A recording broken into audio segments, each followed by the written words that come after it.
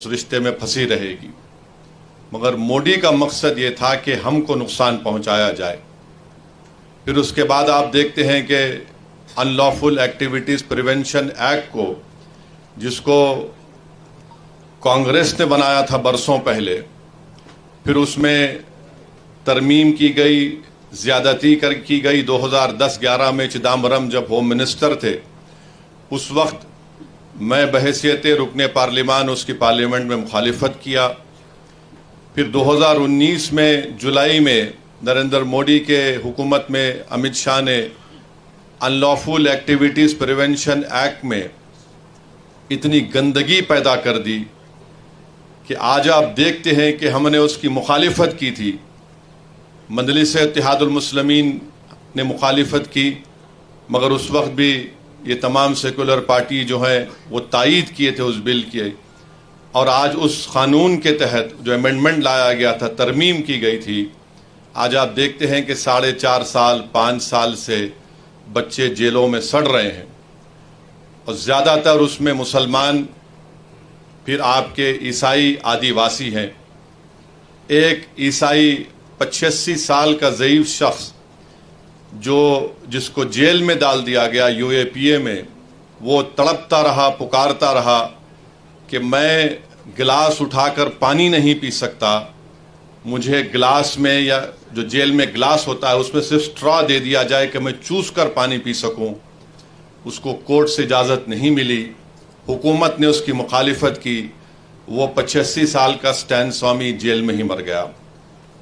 फिर आप देखते हैं कि मोदी ने CAA का क़ानून बनाया, और CAA के क़ानून में यह है कि अगर उसको NPR NRC से जोड़कर देखना ज़रूरी है, और जब NPR NRC होगा, जिसका मुझे ख़तरा है कि इस सितंबर में नरेंद्र मोदी की हुकूमत पूरे मुल्क में सेंसस का काम शुरू करेगी, और मोदी की कोशिश यही है कि सेंसस के साथ NPR और NRC का काम कराया जाए।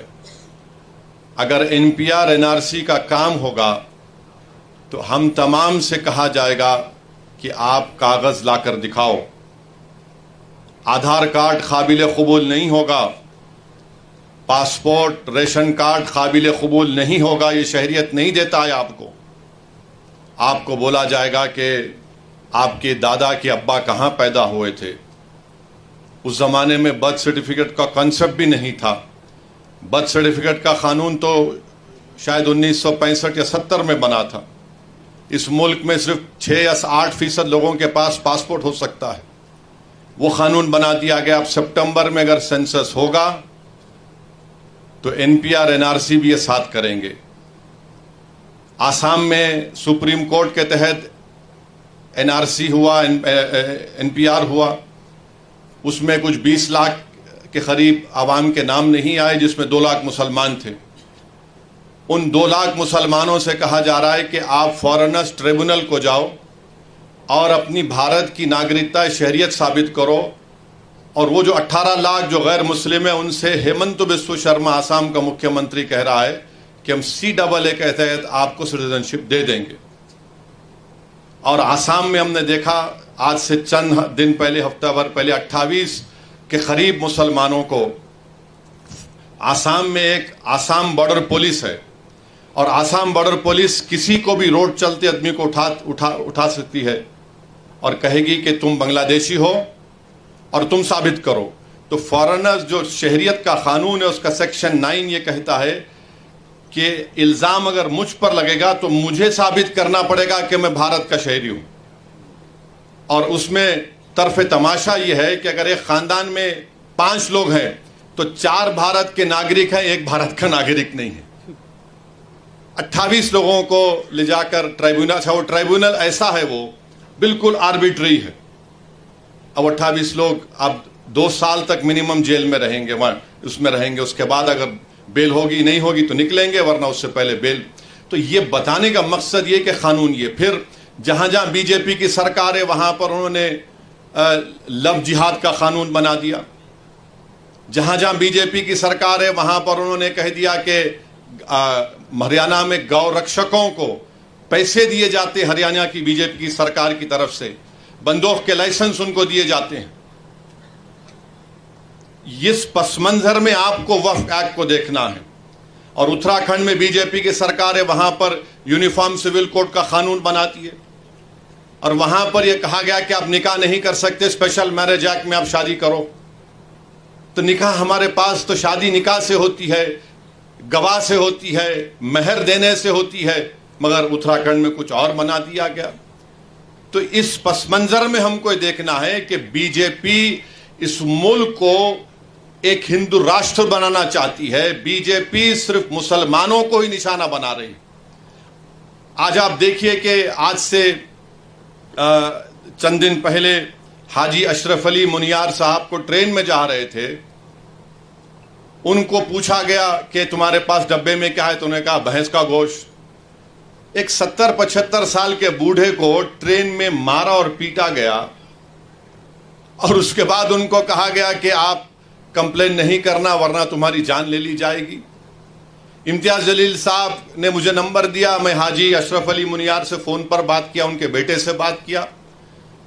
मैं शुक्रगुजार हूँ इम्तियाज साहब का कि उन्होंने यहाँ से जनाब खिजर पटेल एडवोकेट को भिजाया, जो गए मुंबई को थाने गए, वहाँ पर नॉन बेलेबल सेक्शन लगवाए, उनकी बेल को कैंसिल करवाया। फिर आप देखते हैं कि एक हरियाणा में एक वाक़या हुआ, बच्चे जो है गाड़ी में जा रहे, नौजवान बच्चे कभी खाना खा के जा रहे हैं, गांव रक्षक, जिनको गांव रक्षक कहना तौहीन होगी, राक्षस कहना पड़ेगा, उन्होंने क्या किया, उन बच्चों को बोला रोको गाड़ी। तो उस गाड़ी में बैठे हुए बच्चों ने समझा कि वे हमारे कोई दोस्त हैं जिससे हमने चंद दिन पहले लड़ाई लड़ी, कहीं वो हमको रोक कर ना मारेंगे, गाड़ी भगाया उन्होंने। 30 किलोमीटर तक इन गांव राक्षसों ने उस गाड़ी का ताक़ुब किया और फायरिंग की, और फायरिंग करने में एक बच्चा की जान चली गई। और वो बच्चे की जब जान चली गई तो पुलिस उसके घर को आकर, हरियाणा की पुलिस कहती है कि देखो ये जो लोग मारे ना, ये गांव रक्षक हैं, अच्छे लोग हैं, इनसे गलती हो गई। मैं उम्मीद करता हूं कि इंशाअल्लाह ताला जिन पुलिस वालों ने कहा कि उनकी औलाद भी ऐसी मरे और कोई आकर उनसे कहे कि मारने वाला बहुत अच्छा था, तुम्हारी औलाद मर गई। अच्छा, फिर मारने के बाद ये जालिम लोग क्या कहते हैं, हमसे बहुत बड़ी गलती हुई कि हमने अपने ब्राह्मण समाज के बच्चों को गोली मार दी। अब आप बताइए, इंसान इंसान होता है, बाद में ब्राह्मण होगा, मुसलमान होगा, नहीं होगा, कुछ भी होगा। ये कहा उन्होंने इंटरव्यू में मीडिया को, हमसे बहुत बड़ी गलती हो गई। और वो गाय रक्षकों को लाइसेंस कौन दे रही है? बीजेपी की हुकूमत। फिर अमरोहा में एक स्कूल का वीडियो है, एक 8 साल का बच्चा है, अपनी मां के साथ स्कूल गया और उसकी मां के साथ जो लोग हैं वीडियो रिकॉर्ड कर रहे हैं। प्रिंसिपल कहता कि तुम्हारे बच्चे को स्कूल से निकाल दिया। अम्मा बोलती क्यों निकाले? बोले ये अपने टिफिन में गोश्त लाता है और धर्म परिवर्तन कर रहा है। कोई 8 साल का बच्चा धर्म परिवर्तन कर सकता है? और प्रिंसिपल ये कहता है कि यह बच्चा बड़े होकर मंदिरों को तोड़ेगा, बम बनाएगा। अच्छा, अब तक उस प्रिंसिपल के खिलाफ कोई एफआईआर दर्ज नहीं हुआ, कोई एफआईआर दर्ज नहीं हुआ उसके खिलाफ। अब मुझे कल मालूम हुआ हमारे अमरोहा के मंजलिस के यूनिट से, शमीम साहब से, कि इंक्वायरी ये कहा गया कि नहीं, ये तो झगड़ा था फीस का। अबे फीस का झगड़ा है तो तुझे क्या, तेरी क्या जरूरत कि तू मेरे बेटे को कहे कि तू बड़ा होकर जिहादी बनेगा? तेरी क्या जरूरत तू ये कहे कि गोश्त लाकर धर्म परिवर्तन 8 साल का बच्चा करेगा? 8 साल का बच्चा कोई कर सकता है धर्म परिवर्तन? बताइए आप। ये नफरत पैदा कर दी गई है मुसलमानों की तरफ से और इसका जिम्मेदार नरेंद्र मोदी है। इन्होंने एक सब तमाम किया। हां, ये 2014 से पहले भी था, मगर जिस ऊंचाई पर लेकर गए इसका क्रेडिट नरेंद्र मोदी को और उनकी हुकूमत को जाता है। मेरे अजीज दोस्तों और बुजुर्गों, इस पस मंजर में आपको देखना है कि 2024 का बिल लाया गया है। ये वक्फ की जायदाद गवर्नमेंट की प्रॉपर्टी नहीं है, गवर्नमेंट ने हमको नहीं दिया, ये मुसलमानों ने वक्फ किया अल्लाह के नाम पर। अब नरेंद्र मोदी को तकलीफ क्या है? अब तो माइनॉरिटी का जो वजारत अखिलती बहबूद में मौलाना आज़ाद फेलोशिप थी, जिसमें 800-900 करोड़ मिलते थे, अक़लियतों के बच्चे जिसमें मुसलमान, ईसाई, सिख भी शामिल है, वो पीएचडी करते थे, नरेंद्र मोदी ने उसको भी ख़त्म कर दिया।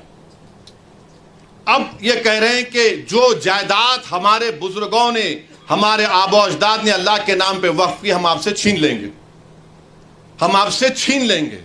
गवर्नमेंट ने नहीं दिया हमको, ना कांग्रेस की सरकार ने, ना जनता की सरकार ने, ना यूनाइटेड फ्रंट की सरकार ने, ना एनडीए की सरकार ने, ना यूपीए की सरकार ने, नेहरू से लेकर मोदी तक किसी वजीर आजम ने हमको वक्फ की जायदाद नहीं दी। हमारी प्रॉपर्टी है, मुसलमानों की प्रॉपर्टी है, अल्लाह के नाम पर जो वक्फ कर दी गई, इसका मालिक अल्लाह है, उसको मोदी छीनना चाहते हैं।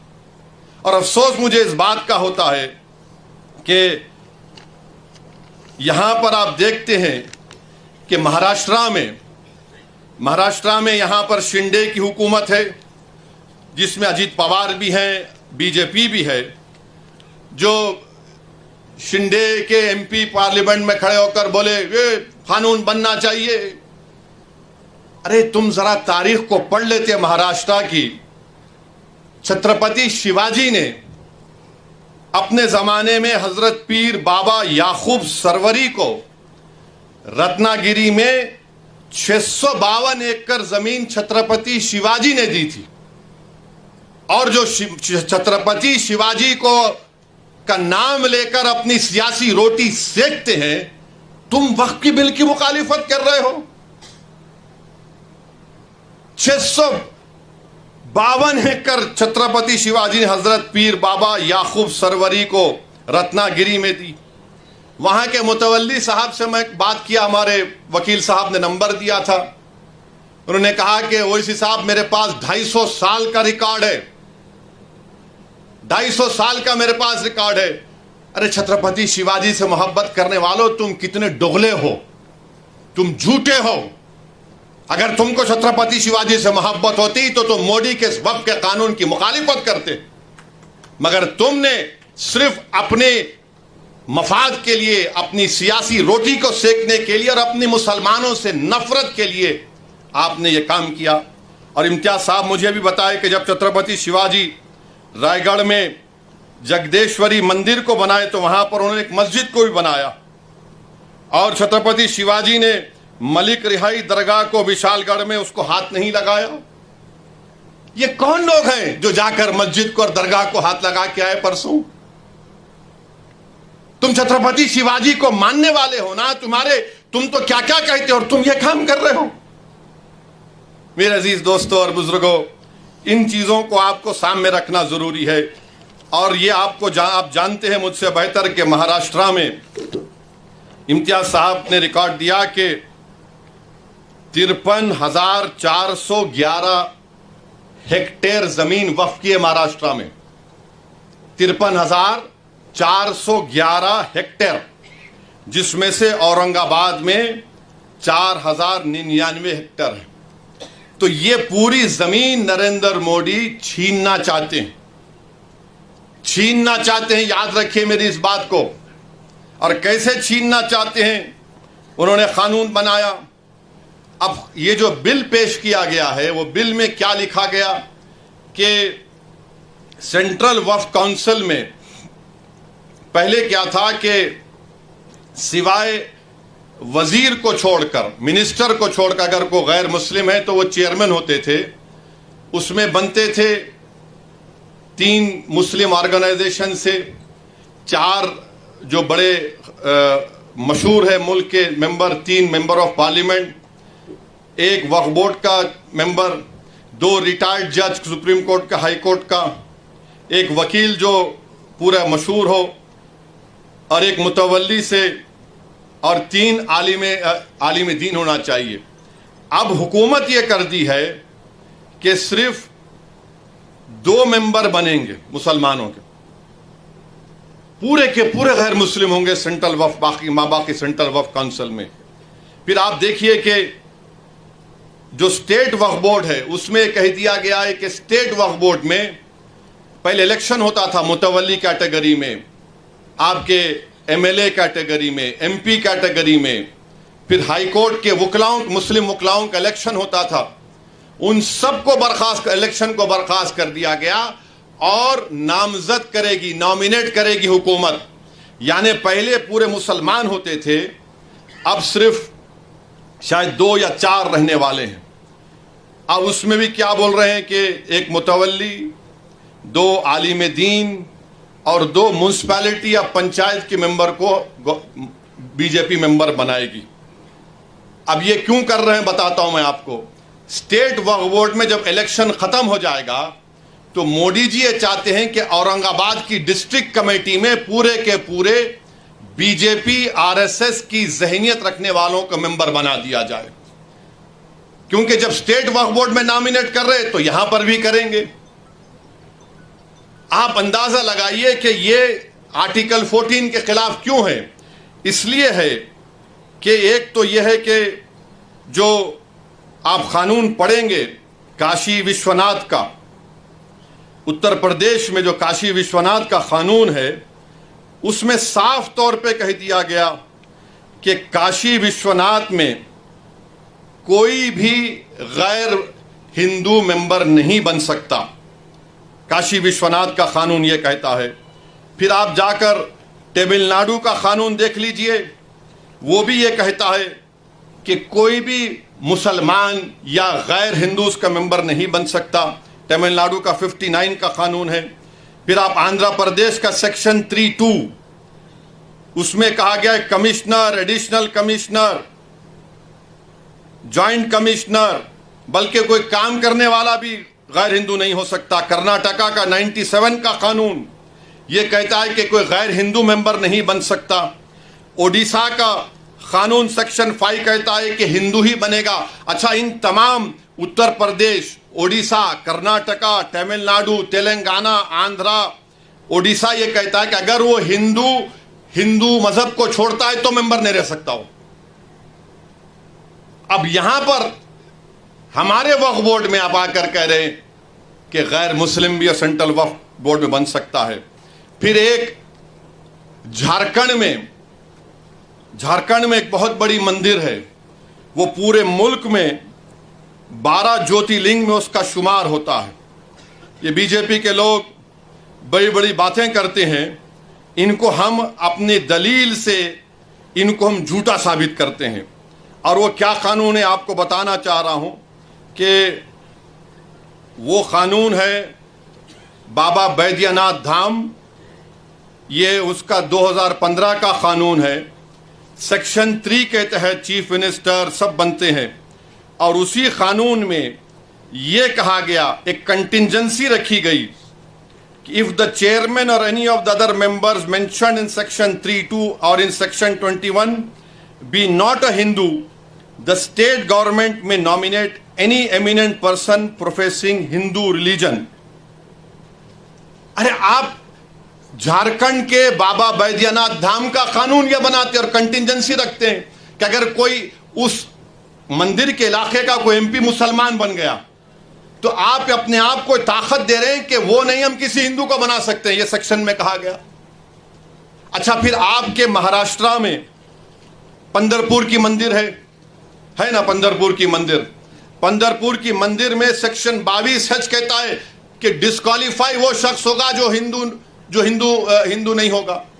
पंढरपुर की टेम्पल एक्ट कहता है 73 का सेक्शन 22H, निसार साहब जानते हैं, आप नहीं बना सकते किसी गैर हिंदू को।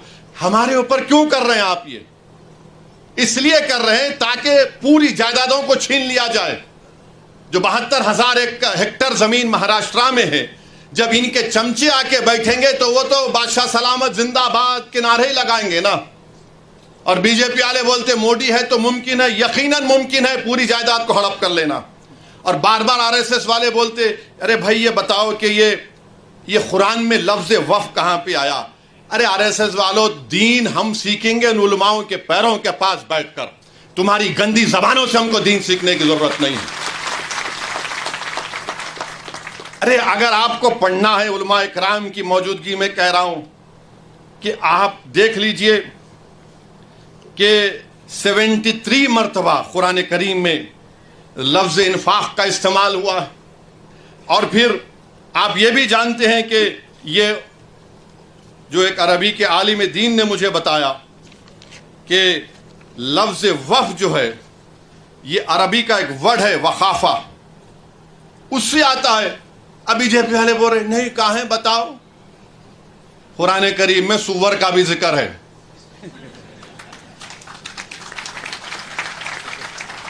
मेरे अजीज दोस्तों और बुजुर्गों, फिर अभी आपने सुना कि इसके बाद ये लोग क्या करना चाहते हैं। वक्फ ब यूज़र, सबसे पहले यहाँ पर हमारे बोरी समाज के भी जिम्मेदार आए, मैं इनको शुक्रगुजार हूँ। हमारे शिया लोग भी हैं, अहले सुन्नत के भी हैं, देवबंदी भी हैं, बरेलवी भी हैं, जमात इस्लामी के भी। अगर हमारे पास हम ओरली ज़बानी तौर पर बोल सकते हैं कि भाई ये मैं जायदाद को वफ़ कर रहा हूँ, हम ज़बानी तौर पर ये बोल सकते कि मैं अपनी ज़िंदगी में इस शख्स को अपना मुतवल्ली, नायब मुतवल्ली बना रहा हूँ। और हमारे क़ानून में section 123 of transfer of property act में उसको कबूल किया जाता है, हिबा को। मोदी जी कह रहे हैं कि ओरल तरीके से अगर आप बोलेंगे मैं वफ़ कर रहा हूँ, कबूल काबिल कबूल नहीं है। आप कौन होते हमारी शरीयत में मदाखलत करने वाले। 123 ट्रांसफ़र ऑफ प्रॉपर्टी एक्ट में हमको इजाज़त है कि हम अपनी प्रॉपर्टी को दे सकें। और फिर ये कहते हैं कि वक्फ को औलाद आप नहीं कर सकते अगर आप किसी एक लड़कियों के हक को मार रहे हैं, जिसके घर में कोई औरत नहीं है, उसको कोई राइट नहीं देता कि दूसरों के ऊपर उंगली उठाए। आप अंदाजा लगाइए कि कानून ये कहता है कि मैं अपनी औलाद को गिफ्ट कर सकता हूं, चाहे हिंदू हो या मुसलमान हो। कानून ये भी कहता है कि एक हिंदू हमारा भाई अपने विल के जरिए, विल, अगर उसको 2 औलाद है तो एक औलाद को पूरी दौलत दे सकता है। मुसलमान 1/3 से बढ़ के नहीं दे सकता है ना। अगर उसको 2 बच्चे हैं तो एक को 1/3 दे सकता, पूरी नहीं दे सकता। इन वहां के हमारे को सिखा रहे इंसाफ कि मुस्लिम खवातीन के बच्चों का हक नहीं मारना, गिफ्ट दे सकते। विल पावर आपके पास है। अच्छा, फिर आप ये भी देख लिया, अगर कोई हमारे हिंदू भाई बहन में अगर मर्द और शौहर है, दोनों काम करने वाले हैं, अगर शौहर मर गया तो शौहर के मरने के बाद उसकी जायदाद बीवी को नहीं मिलती, उसके मां बाप को मिलती। अगर वो उसकी बीवी मर गई तो बीवी की जायदाद उसके शौहर के मां बाप को मिलती। अब उस पर बात करो मोदी जी। आप हमसे कह रहे हैं हमारे पास अगर कोई ऐसा मरते हैं तो हमारे पास तरीका है किसको कितना मिलता है। ये कर रहे हैं। मतलब क्या है कि हमारे शरीयत को हमसे छीन लिया जाए। फिर उसके बाद ये उसमें यह भी बात कही दी गई कि वक्फ ब यूज़र, आंध्र प्रदेश में वक्फ ब यूज़र के बारे में आपको बताऊंगा कि उत्तर प्रदेश में 90% जायदादें, उत्तर प्रदेश में 90% जायदादें वक्फ ब यूज़र हैं। वक्फ 1 लाख, उत्तर प्रदेश में 1,22,599 वक्फ की जायदादें हैं, जिसमें से 1,12,000 तो खाली वक्फ ब यूज़र है। और वक्फ ब यूज़र का मतलब क्या है कि कोई किसी मस्जिद में उसका कब्जा है, 100 साल से है और वहां पर नमाज हो रही है, दरगाह है, खानका है, उर्स हो रहा है। अब आप बताइए, ये कह रहे हैं वक्फ ब यूज़र नहीं होगा। यानी मैं जो लॉ ऑफ एविडेंस है, निसार साहब बताएंगे तफसील से बाद में आपको। पोजेशन का मतलब यह नहीं है कि मालिक बन जाऊं, तो पोजेशन के लिए इस्तेमाल भी तो है। मस्जिद है, इस्तेमाल कर रहा हूं नमाज के लिए, ईदगाह है, नमाजें हो रही हैं, दरगाह है, खानखाएं हैं। तो मोदी जी को मालूम था कि उत्तर प्रदेश में 1,12,000 मुसलमानों की जायदादों को कैसे हासिल करना है, तो वक्फ ब यूज़र उड़ा दो। तेलंगाना में आप देखिए करीब 33,000 के करीब वक्फ की जायदादें हैं। तेलंगाना में जो 33,929, जिसमें से 90% जायदादों के पास डीडी नहीं है। डीडी नहीं है। अब ये डीड का चक्कर ये है कि अगर खुदा ना खास्ता यह कानून बन जाएगा तो फिर आपको जितनी वक्फ की जायदादें हैं उसको रजिस्टर करवाने के लिए जब आप जाएंगे कलेक्टर साहब के पास, तो कलेक्टर बोलेगा कहां है इसका कागज। CAA में कागज पूछ रहे, ये कानून में भी कागज पूछ रहे। अब आप बताइए कि 300 साल, 200 साल, 100 साल पुरानी जायदादें हैं, कौन सा कागज रहेगा? कौन सा कागज रहेगा बताइए आप। नहीं, कागज लाओ तभी इसका रजिस्ट्रेशन होगा। तो वक्फ बाय यूजर आप अंदाजा लगाइए कितना बड़ा नुकसान हमारा होने वाला है। फिर उसके बाद इसमें सेक्शन 3C है, वो ये कहता है कि अगर कोई भी जायदाद वक्फ की है, यह कानून बनने से पहले और बाद में कोई भी जायदाद वक्फ की है और यह कानून से पहले और कानून के बाद वो वक्फ की जायदाद नहीं होगी ता वक्त कलेक्टर फैसला नहीं करेंगे। कौन कलेक्टर है ये भाई? कलेक्टर साहब के पास कोई भी जाके बोल देगा कि देखो ये जायदाद वक्फ की नहीं है, ये शिवसेना वाले जाके बोलेंगे, बीजेपी RSS वाले जाके बोलेंगे। कोई कलेक्टर हुकूमत के वक्फ के खिलाफ फैसला देगा? कोई जाकर उसको वो तो कलेक्टर साहब सोचेंगे अरे भाई मेरे को तरक्की करना है। और कानून ये कहता है कि कोई भी अपने ही मामले में जज नहीं बन सकता।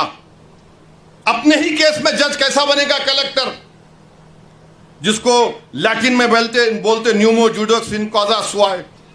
अच्छा, फिर कलेक्टर जब इंक्वायरी, अगर आप जाके कलेक्टर को ही पावर दे दी आप कि कलेक्टर को जाकर कोई बोल देगा कि साहब ये इम्तियाज जलील का घर जो है ना वो वक्फ, या फिर कोई किसी का मस्जिद बोले ये वक्फ बोल नहीं है, तो कलेक्टर साहब क्या करेंगे? ठीक है मैं इंक्वायरी ऑर्डर करता हूं। अच्छा, उसमें लव का इस्तेमाल हुआ कानून में कि कलेक्टर जिस तरह चाहे उसका इंक्वायरी का तरीक़ेकार अपनाएंगे। बाप की जागीर है कलेक्टर की कि जो चाहे तरीक़ेकार अपनाएंगे। और फिर दूसरा उसमें सुनिए, दूसरा उसमें बोलते कि कोई टाइम लिमिट नहीं, कलेक्टर साहब जब दिल में आया इंक्वायरी करेंगे, जब दिल में आया नहीं करेंगे। और तरफे तमाशा यह है कि जब तक कलेक्टर की इंक्वायरी मुकम्मल नहीं होती वो जायदाद वक्फ की नहीं रहेंगी। यानी मेरी मस्जिद है और मस्जिद को कलेक्टर बोलेगा मैं इंक्वायरी कर रहा हूं, तुम्हारे खिलाफ कंप्लेंट आई तो नमाज नहीं पढ़ना, तुम्हारी दरगाह है तुम फातिहा नहीं करना, तुम्हारा मदरसा है तुम नहीं तालीम दिलाना, मैं इंक्वायरी कर रहा हूं। अब इंक्वायरी सुबह क़यामत तक चलेगी, आप तो महरूम हो गए। यह कानून में लिखा गया है, याद रखिए। सेक्शन 3C आपको कह रहा हूं। अब यह सेक्शन 3 का मतलब क्या है कि दिल्ली में 316 जायदादों पर गवर्नमेंट का कब्जा, राजस्थान में 60, कर्नाटका में 40, मध्य प्रदेश में 50, यूपी में 60, उड़ीसा में 55। और सच्चर कमेटी में कहा गया कि दिल्ली के जो 123 जायदादें जो हुकूमत नहीं दी मुसलमानों को, 2007 में सच्चर कमेटी में कहा गया कि उसकी कीमत 7,000 करोड़ थी। 7,000 करोड़ कीमत थी उसकी। आज हम 2024 में आ गए। कौन वक्फ को छीन रहा है? नरेंद्र मोदी दुनिया का सबसे बड़ा झूठा है और जालिम है। आप कब्जा करके बैठे, 84 से कब्जा करके बैठे हैं, बल्कि उससे पहले से। और 7,000 करोड़ की जायदाद, यानी कलेक्टर साहब जैसा कानून बनेगा कलेक्टर साहब बोल देंगे नो नथिंग डूइंग। ये 123 प्रॉपर्टीज जो 2007 में 7,000 करोड़ की थी, आज 2024 में शायद कम से कम 20,000 करोड़ की तो हो सकती है। मोदी जी बोलेंगे नहीं नहीं भाइयों बहनों, मैं तुम्हारा भाई हूं, 20,000 करोड़ दे दो तुम मेरे को। अरे आप अंदाजा लगाइए, सेक्शन 3C को निकाल कर ये कह रहे हैं।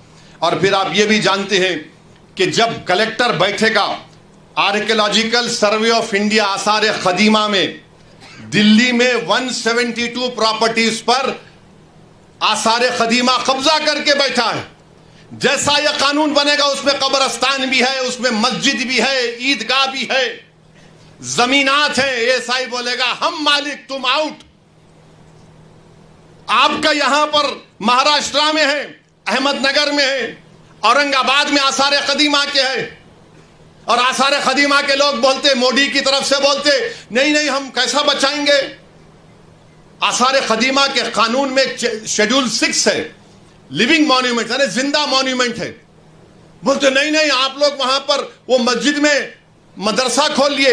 अरे दीवाने, तुम्हारा आसार कदीमा का जो कानून का सेक्शन 16(1) ये कहता है कि रिलीजियस कैरेक्टर को नहीं बदला जा सकता, रिलीजियस कैरेक्टर को नहीं बदला जा सकता। वो कानून ये भी कहता है कि अगर गवर्नमेंट एक्वायर भी कर ले उस प्रॉपर्टी को, तब भी रिलीजियस कैरेक्टर नहीं बदला जा सकता। ये आसार कदीमा के लोग, ये हिंदुत्व के इशारे पर नाचने वाली कठपुतली है ये लोग। दौलताबाद किले की मस्जिद को क्या किए थे, बोलूं मुंह खोल के अभी मैं? आजादी मिलने के 1 साल के बाद क्या नाम रख दिया तुमने उस जगह का?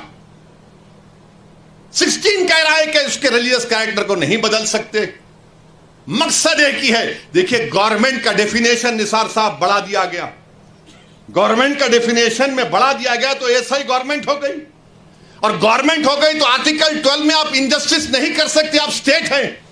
आप आर्टिकल 25, 26 का वायलेशन नहीं कर सकते। मगर यह कानून ऐसे बनाया जा रहा है कि एक तरफ जमीन खींचो, मस्जिदों को छीन लो, दरगाहों को खाली कर दो, खानखाहों को बर्बाद कर दो, और आसार कदीमा में जितने मसाजिद हैं उसको छीन लिया जाए। और वो रिलीजियस कैरेक्टर मस्जिद है तो मस्जिद में मदरसा है। नहीं, आप वहां वजू खाना बना लिए तो मैं कहां जाके वजू करके आऊंगा? मस्जिद है ना, नमाज हो रही है। तो इनका मकसद यही है कि ASI के कानून को, ASI के जरिए से ये तमाम जायदादें हमसे छीन ली जाए। ASI के कानून को सेक्शन 5, सेक्शन 6, सेक्शन 8 आप पढ़िए, आपको मालूम हो जाएगा। फिर वहीं पर आप देखिए, अगर आपको ये एक और उसमें बिल में लाए कि जैसा वक्फ कानून बन गया खुदा ना खास्ता, ये 6 महीने में सब रजिस्टर कराना। अच्छा, औरंगाबाद में जितनी प्रॉपर्टी आपकी, आप बोले ठीक है भाई अब कानून बन गया, हम जाके इसको पोर्टल पे चढ़ाएंगे। कोई RSS का आदमी जाकर कलेक्टर को बोलेगा नहीं ये मौलाना का मदरसा वक्फ का नहीं है। कलेक्टर साहब बोल दिए रोक दो, नहीं करना इंक्वायरी। अब इंक्वायरी चले, अब तक गया वो। सेक्शन 4 में सेक्शन 3 भी उसका कहता है। फिर कलेक्टर की रिपोर्ट, कलेक्टर साहब लिख के बोल सकते मेरे को तुम्हारा चेहरा पसंद नहीं आया, तुम ये मस्जिद पे खड़े थे, मैं इंक्वायरी ऑर्डर कर रहा हूं। ये सेक्शन 36(7) कह रहा हूं। रजिस्ट्रेशन 36(f) में जो रजिस्ट्रेशन का कानून लगाया गया, अब स्टैंप एंड ड्यूटी पे लगाना पड़ेगा आपको, यानी आप वक्फ कर ही नहीं सकते। फिर CO है, चीफ एग्जीक्यूटिव ऑफिसर, हमेशा मुसलमान होता है, तो आप उसको कह रहे हैं कि, और सेक्शन 40 में CO को इख्तियार कि अगर आप वो देखें कि किसी कब्रस्तान पर वहां पर जायदाद बना रहा है तो CO जाकर रोक सकता है, उसको बोलता है वक्फ है। कोई जाकर मस्जिद को तोड़ रहा है तो सेक्शन 40 में CO रोक सकता है। मोदी ने कहा कि नहीं नहीं, ये सेक्शन 40 भी मैं निकाल देता हूं, CO कुछ नहीं करेगा। ये इस कानून में बात कही गई। अब फिर वक्फ की जायदाद को बचा रहे हैं बीजेपी वाले, बोलते नंबर ही झूठे हैं। मौजूदा कानून ये कहता है सेक्शन 52 में, अगर कोई वक्फ की जायदाद को चोरी करता है, जायदाद को बेचता है, तो 2 साल कैद बामुशक्कत सजा है, 2 years rigorous imprisonment. Modi ji फजीलतुल Sheikh हैं, हजरत मौलाना है, हजरत इबलीस की तालीम याफ्ता मदरसे के तालिबे इल्म में गोल्ड मेडल मिला है उनको। उन्होंने कह दिया कि 2 साल रिगरस इंप्रिजनमेंट नहीं, 1 year सिंपल इंप्रिजनमेंट। 2 साल कैद बामुशक्कत की जगह 1 साल। पहले नॉन बेलेबल था, मोदी जी बोले जेलों को खाली कर दूंगा, वक्फ को लूटो। अब बेलेबल कर दिए। पहले जुडिशियल मैजिस्ट्रेट के पास, फर्स्ट MM के पास, बोले नहीं नहीं जरूरत ही नहीं है, मैं हूं तो मुमकिन है, ये काम कर दिए। फिर उसके बाद आप देखते हैं कि लिमिटेशन का कानून, लिमिटेशन का कानून क्या है कि अगर आप किसी की जमीन पर 12 साल एडवर्स 12 साल आप काबिज हैं तो आप ओनर बन जाते। वक्फ के कानून में नहीं है, आप 11 साल रहो, 100 साल रहो, 200 साल रहो। इसीलिए रत्नागिरी में वो जो मुतवल्ली जिसको छत्रपति शिवाजी ने जायदाद दी थी, वो 250 साल से वगैरह के कागजात है। अब अगर लिमिटेशन निकल जाएगा तो वो 250 एकड़ पर, बल्कि 652 एकड़ पर जो लोग काबिज है वो सब मालिक बन जाएंगे। मोदी जानते हैं कि पंजाब में कई ऐसी जायदादें हैं जो खाली पड़ी हुई है। तो मोदी जी बोले, एक मीटिंग में मोदी बोले मैं ड्रोन भिजा के मालूम कर लेता हूं, जाके देखो गूगल पे आप। तो शायद नरेंद्र मोदी ने ड्रोन भेजा होगा पंजाब को और रत्नागिरी को, देखा होगा अरे हाँ यहां पर फायदा है। मेरे भाई, लिमिटेशन का जो मामला है, हिंदू एंडोमेंट बोर्ड में लिमिटेशन का सेम कानून है। अगर कोई हिंदू मंदिर की जायदाद पर 50 साल से भी काबिज है तो काबिज है, वो मालिक नहीं बनता। मोदी कह रहे हैं तू काबिज है, मैं तुझे मालिक बनाऊंगा। यह इस कानून में लाया गया है। और फिर उसके बाद आप देखते हैं कि ऐसी ट्राइब्यूनल का मामला है। ट्राइब्यूनल जो है, वक्फ का एक ट्राइब्यूनल होता है। अगर कोई हिंदू भाई ये कहे, मिसाल के तौर पर समझा रहा हूं, कि अगर औरंगाबाद में एक जायदाद को वक्फ कर दिया गया तो कैसे वक्फ होती है? गवर्नमेंट का एक सर्वे कमिश्नर होता है, गवर्नमेंट का, महाराष्ट्र सरकार का। वो सर्वे कमिश्नर जाकर देखता है कि भाई ये वाकई में जो वाकिफ है उसकी जायदाद है नहीं। वो जब मुतमईन हो जाता, सर्वे कमिश्नर महाराष्ट्र की सरकार को लेटर लिखता है कि इसका मालिक फलां शख्स है, इसको वक्फ किया जा सकता है। महाराष्ट्र की सरकार गजीट इशू करती है और उस गजीट का मुखालिफत मुसलमान 1 साल तक कर सकता है और गैर मुस्लिम कभी भी कर सकता है। अब उसके बाद वो ट्राइब्यूनल को गया। ट्राइब्यूनल में जैसा कि निसार साहब ने बताया कि यहां का डिस्ट्रिक्ट सीनियर जज ट्राइब्यूनल का जज होता है, एक शख्स जिसको इल्म मालूम, उनका तखर्रुर, और एक गवर्नमेंट की तरफ से। अब मोदी जी बोले कि नहीं नहीं नहीं, ये ट्राइब्यूनल का फैसला फाइनल कैसे होगा? फाइनल नहीं हो सकता है। और मोदी जी ने क्या किया? रिटायर्ड डिस्ट्रिक्ट जज और एक रिटायर्ड गवर्नमेंट एम्प्लॉय, वो तय करेगा।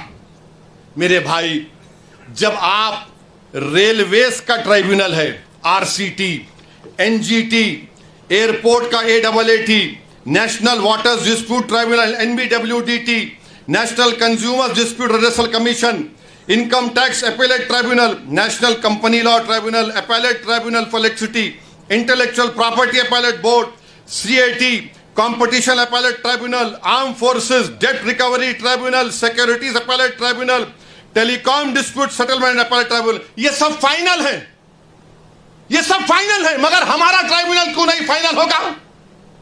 और ये आरएसएस वाले झूठे हैं, बीजेपी वाले झूठे हैं, शिंदे वाले झूठे हैं, कह रहे हैं कि नहीं ये फाइनल कैसे होगा, अपील नहीं होगी। अरे दीवाने, रिवीजन पिटीशन डाला जाता है। ये तमाम 15 ट्राइब्यूनल का डिसीजन फाइनल है। इसके खिलाफ हाई कोर्ट में जब जाते हैं तो रिवीजन जाता है। लाखों करोड़ों केसेस कोर्ट में पेंडिंग है, ट्राइब्यूनल से जल्द फैसला होता है। नरेंद्र मोदी जी बोले नहीं, ट्राइब्यूनल फाइनल नहीं होगा, रिवीजन नहीं, अपील, माने फिर अपील सुनना हाई कोर्ट। अच्छा, उसमें हैरत अंगेज बात देखिए, अब ट्राइब्यूनल में केस चलता है। मोदी जी ने कह दिया कि अगर महाराष्ट्र की सरकार यह कानून बनने के बाद ट्राइब्यूनल नहीं बनाती है तो उन्होंने डायरेक्ट हाई कोर्ट चले जाना। अगर ट्राइब्यूनल बनाती है, नहीं बनाती है, तो मोदी, महाराष्ट्र की सरकार बोलेगा हिंदू एंडोमेंट ट्राइब्यूनल के पास चले जाओ या किसी और ट्राइब्यूनल के पास चले जाओ। अगर 2 लोग हैं, एक बढ़ गए तो उन्होंने सुन ले सकते हैं।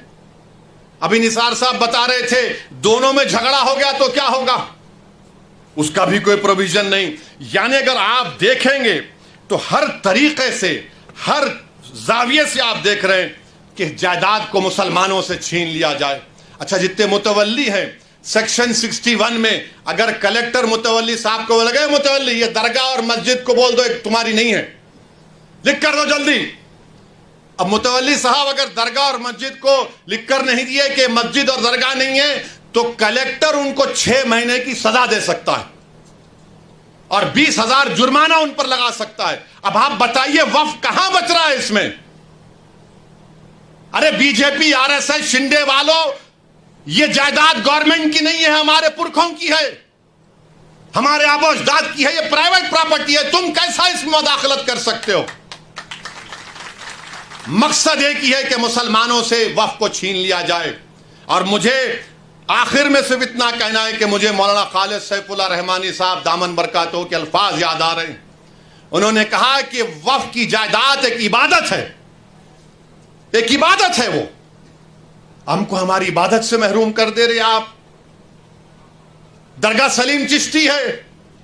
बाज ऐसे रंग बिरंगी कपड़े पहनकर मोदी के पैर छूने वालों, तुम्हारे बाप दादा की खबरों को जब छीन लिया जाएगा तुमको अंदाजा होगा।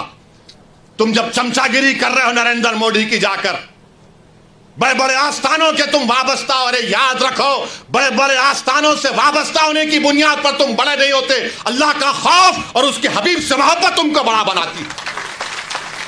वहां जाकर बोले नहीं ऐसा नहीं है। अरे तुम्हारे बाप का है ये वक्फ, तुम्हारे बाप का वक्फ है ये अल्लाह के नाम पर किया गया वक्फ है। इसका मालिक अल्लाह है, सुबह क़यामत तक इसका मालिक अल्लाह रहेगा। मगर ये लोग जाकर चापलूसी कर रहे हैं, चमचागिरी कर रहे हैं। तो मेरे अजीज दोस्तों और बुजुर्गों, ये चीजों को देखकर मेरी आपसे अदबन गुजारिश है कि आप लोग all India Muslim personal law board ने जो फैसला लिया है कि आप इस कानून के खिलाफ आप लोग QR कोड के जरिए या अपने लेटर के जरिए या ईमेल के जरिए आप जॉइंट वर्किंग कमेटी को भिजाइए, अपना प्रोटेस्ट लॉन्च करिए। 15 सितंबर तक आखिरी तारीख है, या तो अंग्रेजी में होगा या हिंदी में होगा। मेरी आपसे गुजारिश है कि इसका आगे बढ़कर हिस्सा लीजिए। याद रखो मुसलमानों, हमने एक मस्जिद को खो दिया, तुम और कितनी मस्जिदों को खोने के लिए तैयार हो। एक मस्जिद को हमने खो दिया।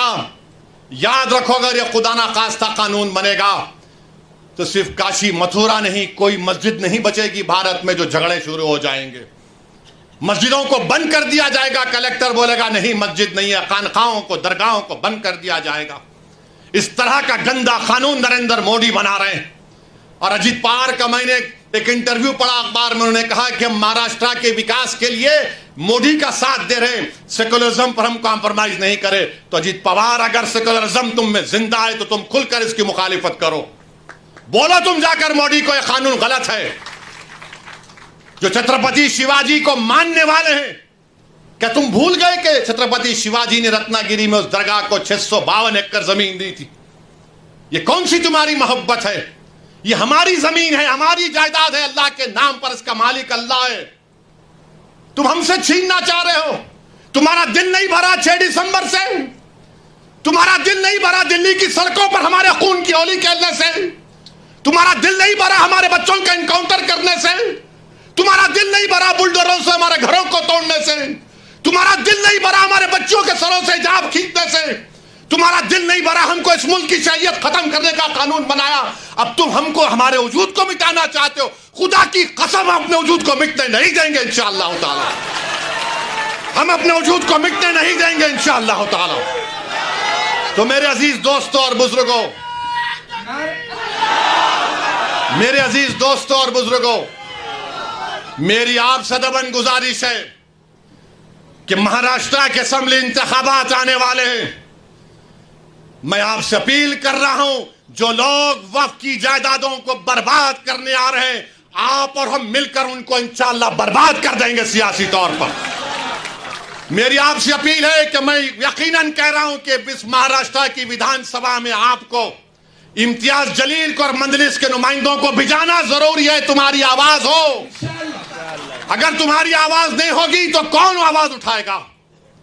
तुम नहीं देखते पार्लियामेंट में क्या हो रहा है? तुम नहीं देख रहे पार्लियामेंट में कौन पुकार रहा है दीवानों की तरह?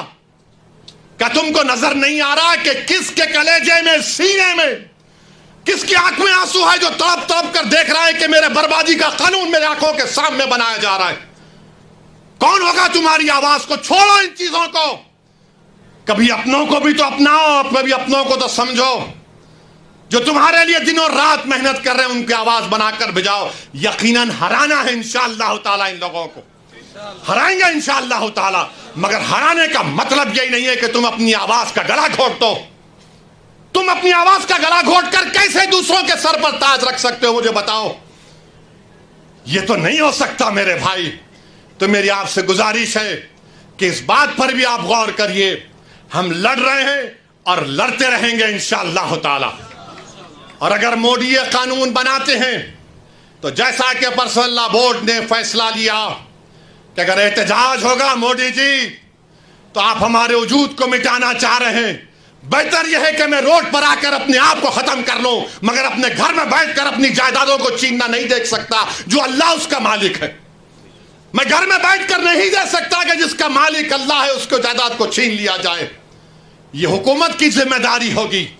आपको अगर कानून बनाना है तो रोजगार दो, कानून बनाना है तो महिलाओं को बचाओ। अरे कैसा हमारा मुल्क हो चुका है कि उज्जैन में बीच सड़क पर फुटपाथ पर एक जालिम शैतान एक खातून की अस्मत रेजी कर रहा है।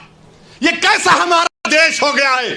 यह गांधी का मुल्क, यह आजाद का मुल्क, अम्बेडकर का मुल्क, कि वो उसका वीडियो निकाल रहा है अस्मत रेजी का। यह कैसा हमारा वतन हो गया है जब हमने अंग्रेजों से खंदा मिलाकर जलियांवाला बाग में अपनी जानों को दे दिया। हमने काला पानी की सजाएं हमारे हिंदू भाइयों के साथ काटी। आज एक अशरफ मुनियार को ट्रेन के डब्बे में पीटा जाता है तो कोई उफ नहीं बोलने तैयार। बचाना तो छोड़ो, कोई उफ बोलने के लिए तैयार नहीं है। याद रखो, जब आप अपनी लड़ाई नहीं लड़ेंगे कोई तुम्हारी लड़ाई नहीं लड़ेगा। तुम्हारी लड़ाई तुमको लड़ना पड़ेगा। तुम 70 साल से सोच सोच कर धोखा खा चुके हो कि कोई और हमारी लड़ाई लड़ेगा। नहीं मेरे भाई, तारीख मगर नाम लिखा जाना है तो यह वक्त है अपनी लड़ाई लड़ने का। यही वक्त है अपने वोट से अपने नुमाइंदों को औरंगाबाद से भिजाने का। तो मेरी आप तमाम से गुजारिश है कि आप पर्सनल लॉ बोर्ड ने जो आपके सामने बात कही है, आप ज्वाइंट वर्किंग कमेटी को अपने एतराजात, अपना प्रोटेस्ट ईमेल और पोस्ट के जरिए भिजाइए।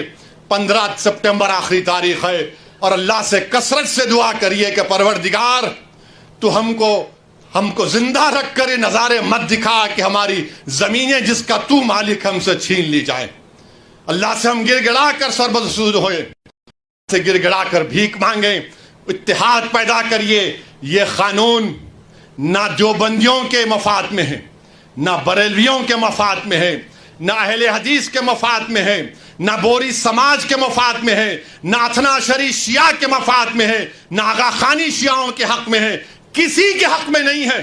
ये सिर्फ और सिर्फ मोदी जायदादों को छीनने के लिए कानून बना रहे हैं। अल्लाह इन जायदादों की हिफाजत करे। अल्लाह हमको इतनी इत्तेहाद पैदा करे कि मुत्तहदा तौर पर इस कानून को रोकें और अल्लाह सुब्हानहू व तआला इन ऐसे हुकूमतों को, ऐसे पार्टियों को अल्लाह सियासी तौर पर इंतखाबात में इनको शिकस्त दे, बदतरीन शिकस्त दे। वाखिर दावाना अल्हम्दुलिल्लाहि रब्बिल आलमीन।